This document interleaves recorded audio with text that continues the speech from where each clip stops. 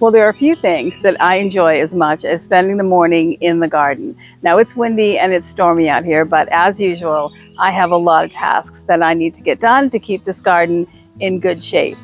So I'm going to get some of those going, and I thought I would take you along and just show you what an average morning gardening session is like for me. So let's go.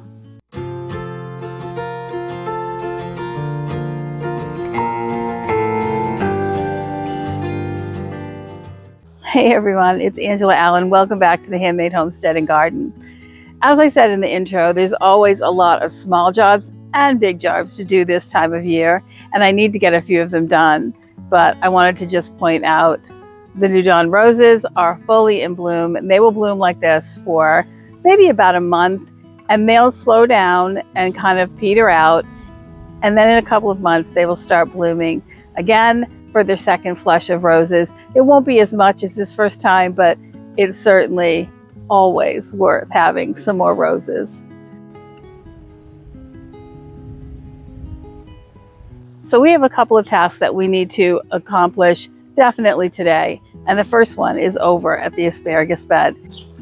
So this time last year, I saw a video by another creator who was talking about his asparagus falling into the rows in his garden and kind of regretting that he planted the asparagus in his main garden, because when all those ferns fall over, he ends up having an obscured walkway and his paths are harder to get through.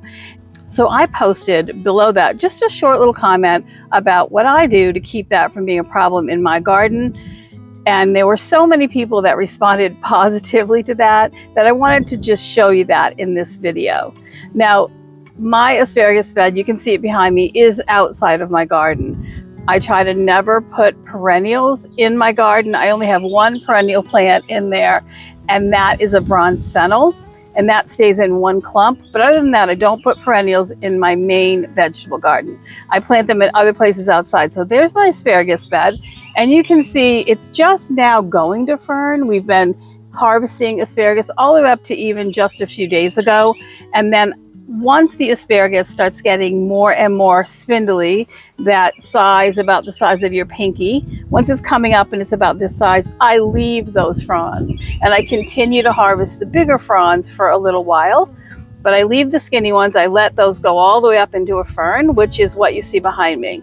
Now they're still standing upright, but that won't go on for long. They get very tall, and I won't be cutting any more asparagus. So from now on, all of them will go to ferns, and that will get pretty bushy and pretty dense in there. Now, if they fall over, they become a problem in that we can't mow the lawn around them well, and we want to let them go as long as we can. As long as they're green, they get to stay standing in that bed, because they are right now feeding the crowns under the soil to make next year's harvest, hopefully, fingers crossed, just as good as this year's harvest.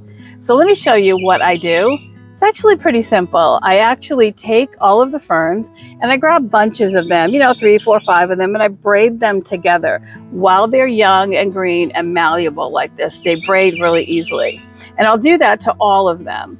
And then as I go along, as they get a little more and more in there, I'll start braiding those bunches together too. If I have to eventually tie them a little bit, sometimes I do that too. But braiding the ferns as they're growing makes a huge difference. They hold each other up because they're in different places. They're in different places in the soil. So when you pull them together and then you braid them, they hold each other up. They don't flop over. Problem solved.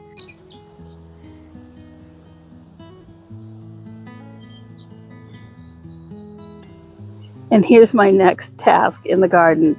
These are Waltham butternut squashes, and I want to train them over the trellis. So they're doing really well, and they're just coming along, just starting to vine. So I'm going to get some tomato clips, and I'm going to clip them to the trellis so they'll start vining up and not out into the garden bed.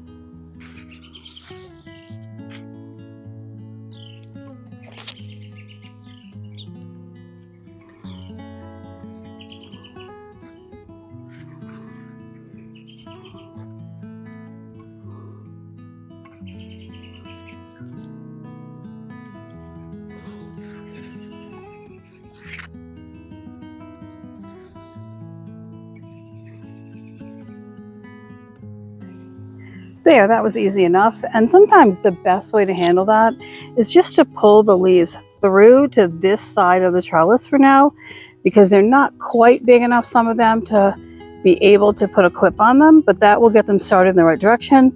As they get a little bigger, I can just push them back through the next level up of rings when I get to it, and then clip them as I go. So there's melons right on the other side of that arch, and there are cucumbers, and we're going to do those too.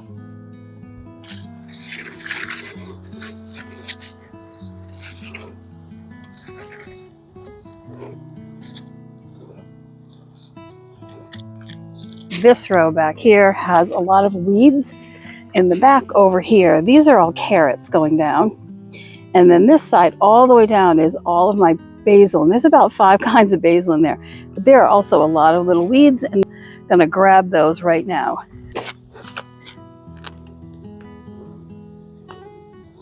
These are calendula flowers, those can stay.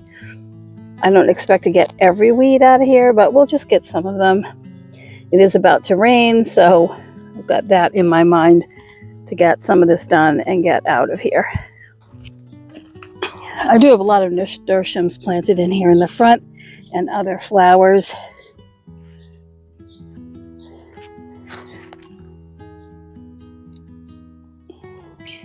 Now right here in this spot, I had my Lola Rosa lettuce that bolted in the heat we had last week. So I'm going to replace that with just turnips that are delicious. They grow fast, the greens are good, and we're going to stick some in right there.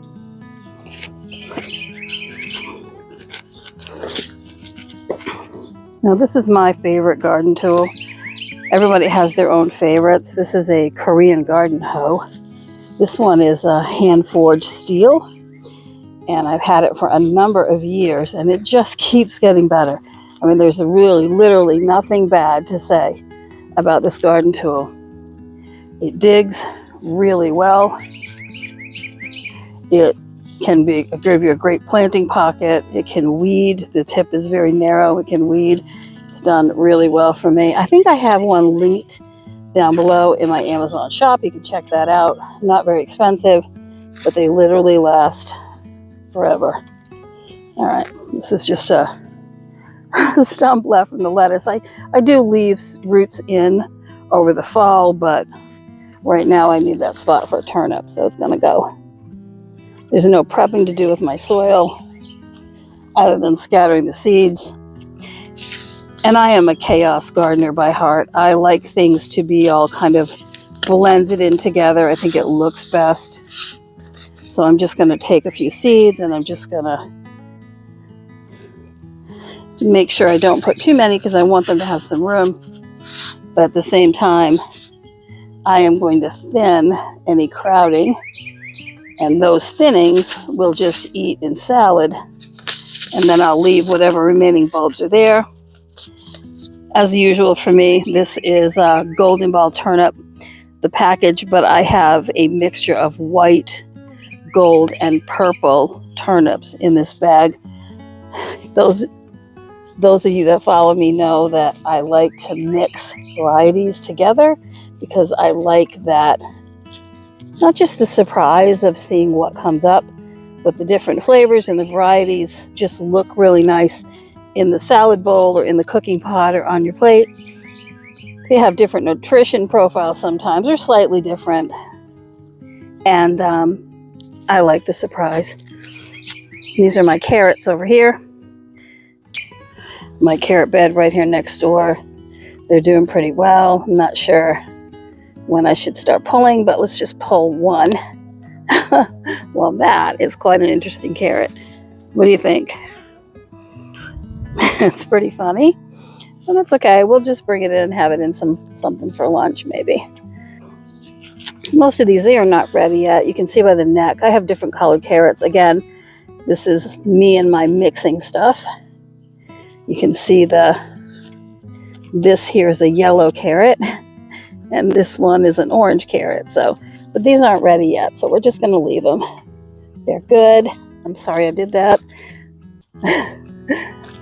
I'll tell you why I just said that. See this plant right here? It's very spiky, And there's a piece of me that wonders if what I just grabbed was some nettles. So I'm going to pull it out like this. Maybe. It was very spiky. It definitely nagged me when I got it. But not being a person who does a lot of nettles cultivating, I'm not sure what that is. I'll have to look it up.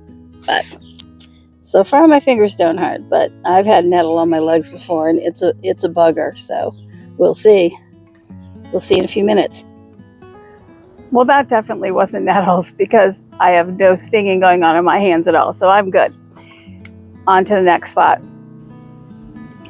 I did pick a bunch of carrots. I have some garlic scapes in the house that I need to make pesto with. And I like to use carrot tops in pesto as well. I don't waste the carrot tops. I love them.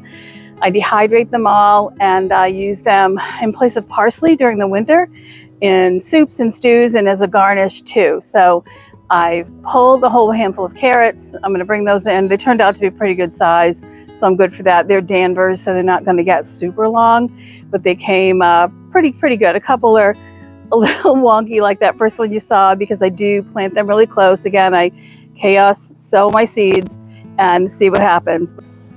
So I just planted a ton of beet seeds in this spot. I've planted beets here I think 2 or 3 times already this year, and they have not been coming up. I am using really old seed. I had originally bought, I think, 1 pound or 2 pounds of seeds to do microgreens with them. They're just a standard red beet. But the soil's been so dry, I think they've had trouble germinating, that plus they're older. So I just threw, I don't know, probably a couple hundred seeds in here. So hopefully some of them will germinate. When they come up again, I will thin them. I will pull some of the smaller plants, just throw them in salad or feed them to the chickens, and get this down to the spacing that I want. But in the meantime, I am just looking for some to come up, so I at least have some more in the garden. I do have a few, but not many. In fact, if I lift you up and turn you, right there, those are beets in that area right there. But again, it's not enough for what we need for our family. So another task on my list is to harvest one of these cabbages. Now these two look like they're not ready, but this one on the end, that definitely I would say is ready to be harvested. Let me pull this screen back and I'll show you how you can tell. If you'll permit me to, for a couple of seconds, I want to show you a quick clip. I just did a new drop of some really beautiful kind of lemon, lime, and blue and white towels that I am in love with. I'm so in love with them, I actually kept 4 of them for myself, but there are another 4 in my Etsy shop, as well as a table runner with a matching towel too, so check those out. Hand-woven necessities, designed to last and made to be loved. They're stronger, more absorbent, and made for everyday luxury.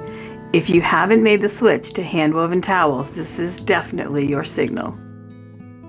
So let's talk about when you harvest cabbage. You can reach down and you give it a squeeze. It's pretty squishy. It's forming a head. It's kind of pointed, but it is still loose. Same thing with this one. This one is a little bit firmer, but it's still squishy, right? Not ready. The other thing is when cabbage gets ready to harvest, the lower leaves will start dying back. That's starting to happen, but nonetheless, not ready. But this one, let's see now. The leaves aren't really dying back. Could it go longer? Maybe, but the head is fully formed. It's large. It's really hard. But my recommendation is that you do not do the twist the head off and pull it, or reach down and pull the whole plant out like some people do. You want to leave the roots, leave the bottom couple layer of leaves intact.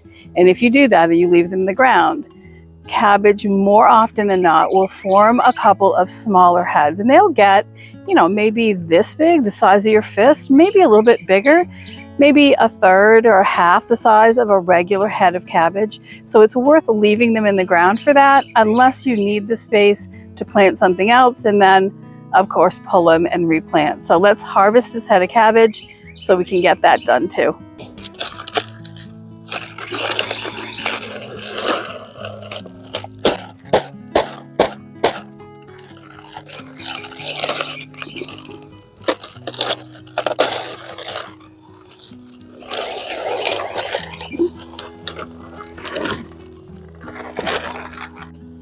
As you can see, I left the root intact and the bottom couple layer of leaves, and new cabbages will sprout. You can kind of see the start there around this head area. In a couple weeks, in a month or so, we'll be able to have those for a little pot of stew or something. And there's our head. We'll clean off some of these outer leaves and give them to the chickens, and then the head will go into the kitchen. And I think coleslaw along with the carrots is what we're having for dinner.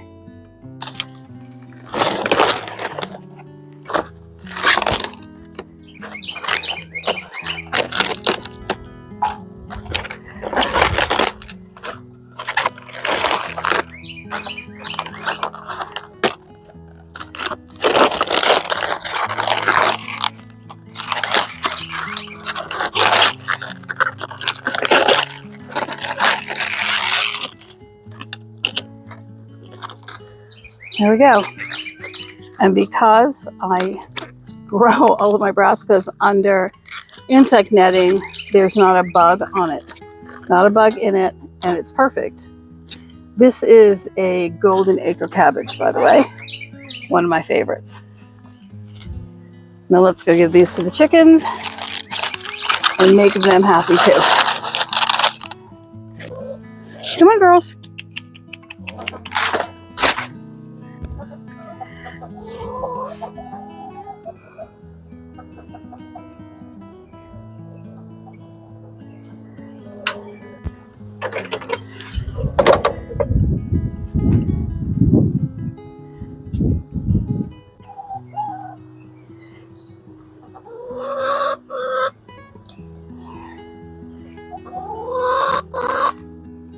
You guys, as I'm walking around the garden, everywhere I go, I can smell these lemon blossoms, and they smell so beautiful. They're sweet and white floral, not lemony at all. Just so you know, lemon blossoms smell like sweet white florals, almost like a magnolia.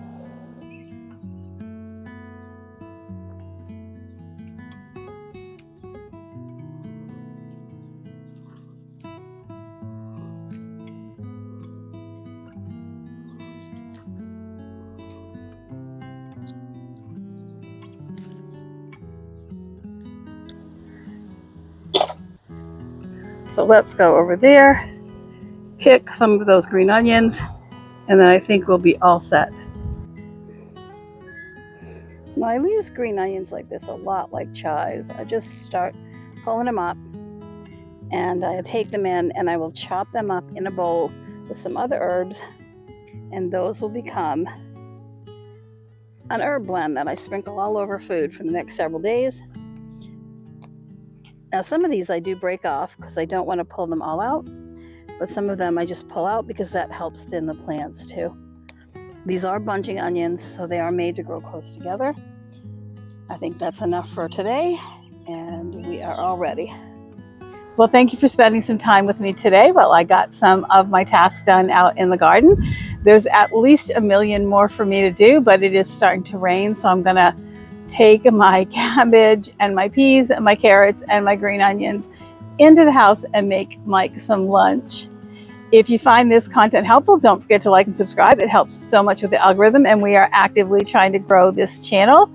And right here, there'll be another video for you to watch if that's something that interests you. I think you'll find that an interesting watch too, and I will see you next time. Take care.